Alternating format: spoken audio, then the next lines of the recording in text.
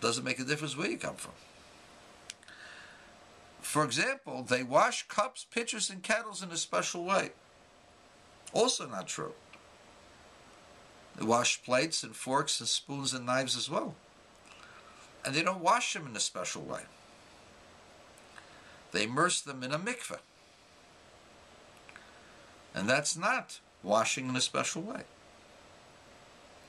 And if washing in a special way has to do with milk and meat, he's not explaining it over here, that they keep two sinks, or they make sure that the milk and the meat don't get mixed up in the way they wash things.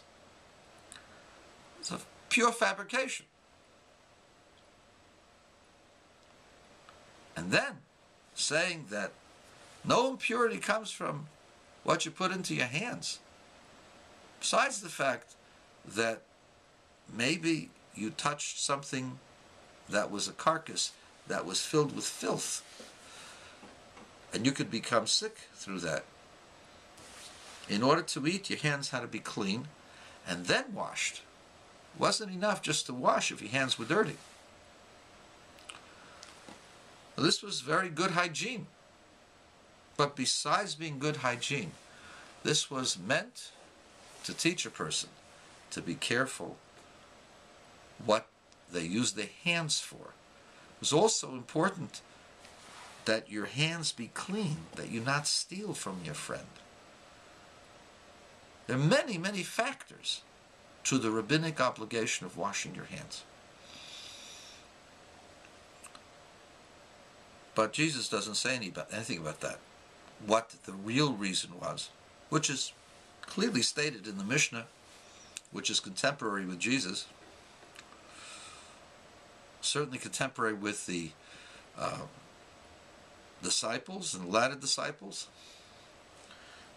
They met the people in the Mishnah. In fact, they have some of the members of the Mishnah in argument with them, such as Rabbi Tarfon, known as Trypho the Jew, Rabbi Gamliel, etc.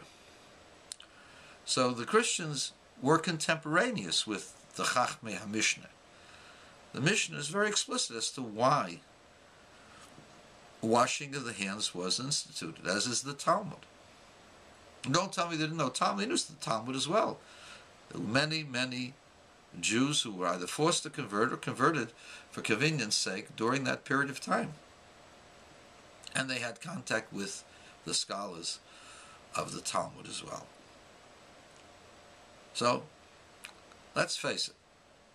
The person who wrote Mark 7 was either a liar, a scoundrel, or an ignoramus, or somebody that was trying to make Judaism popular for the masses by getting rid of it. You know what?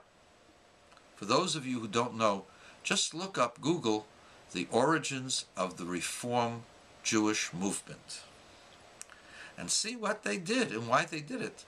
And you'll understand why Jesus supposedly said what he said here in this chapter.